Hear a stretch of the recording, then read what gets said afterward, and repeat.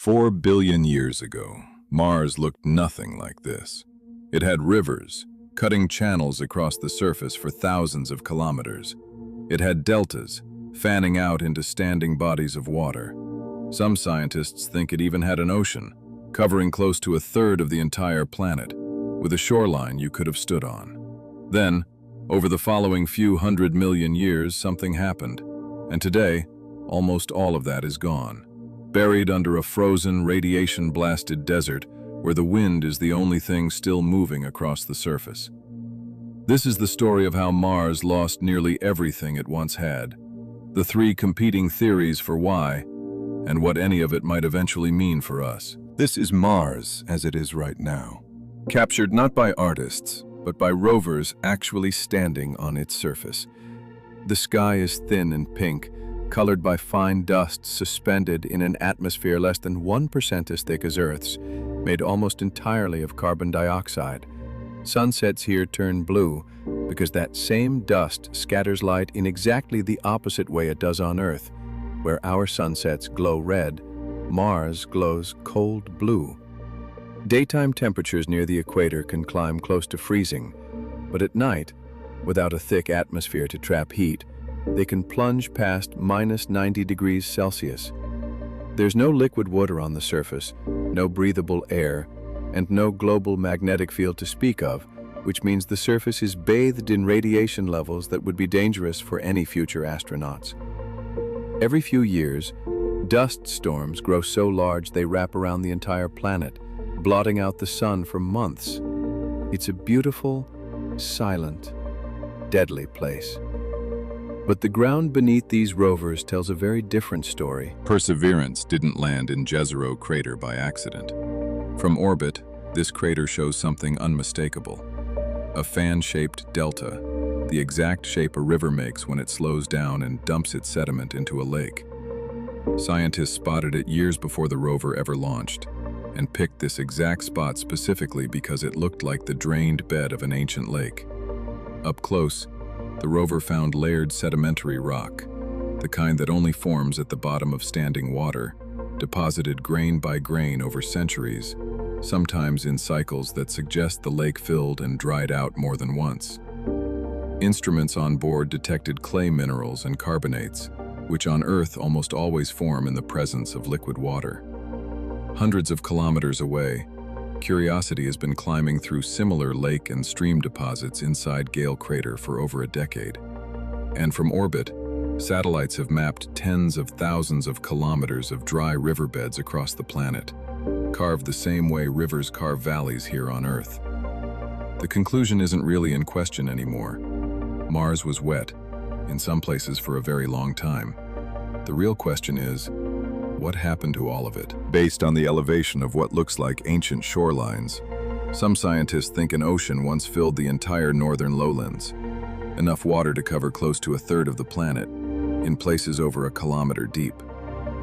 This is a simulation, not a photograph. Nobody was there to film it, and the shoreline hypothesis is still debated, because those ancient coastlines aren't perfectly level the way an ocean's edge should be. But the underlying data isn't in question. Laser altimeter measurements from orbit show the northern lowlands sit dramatically lower than the southern highlands, by as much as 6 kilometers in places. A difference so large and so strange that it needed its own explanation. Scientists gave that difference a name: the Martian dichotomy. It splits the planet almost perfectly into two halves: old cratered highlands in the south and smooth young lowlands in the north.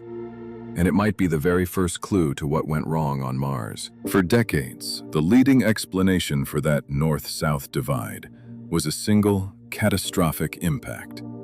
An object roughly the size of Pluto, more than 3,000 kilometers across, striking early Mars and blasting out what's now called the Borealis Basin.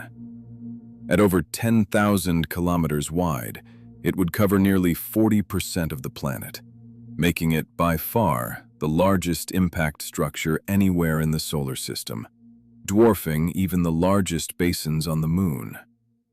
When the idea was first proposed with detailed modeling back in 2008, it explained the shape of the dichotomy almost perfectly. But more recent modeling has actually pushed back on this exact version of the story.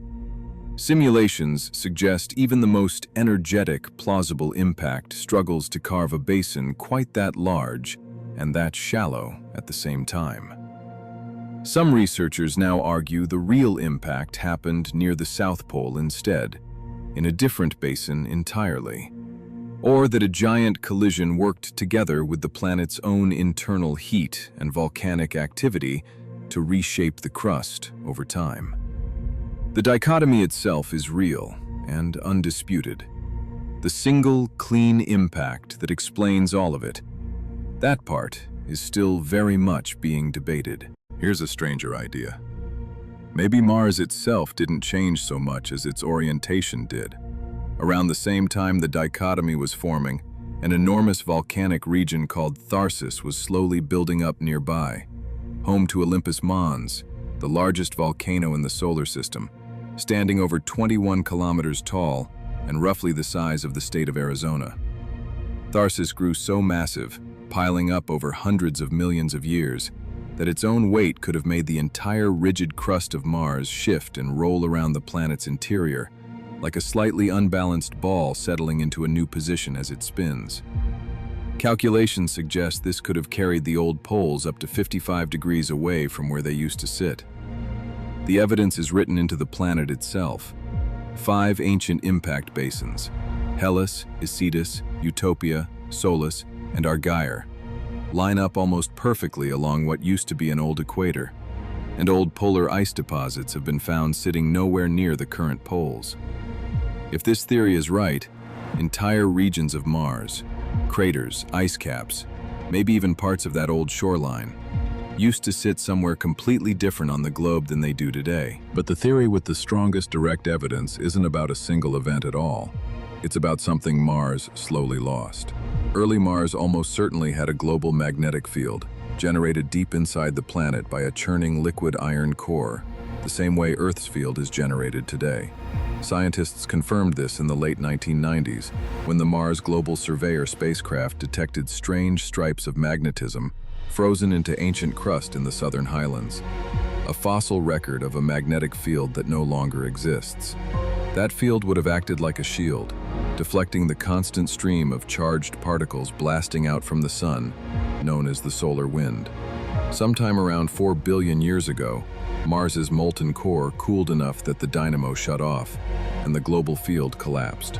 Without it, the solar wind hit the upper atmosphere directly, stripping away molecules particle by particle in a process called sputtering. NASA's MAVEN spacecraft has been orbiting Mars since 2014, watching this happen in real time. Atmosphere is still being stripped away today, roughly 100 grams every second, and dramatically faster during solar storms.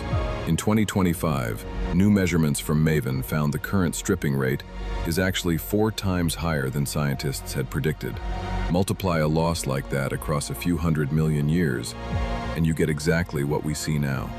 A paper-thin atmosphere that can no longer hold liquid water or much warmth on the surface at all. So the full picture is probably all 3 of these theories, layered on top of each other over billions of years.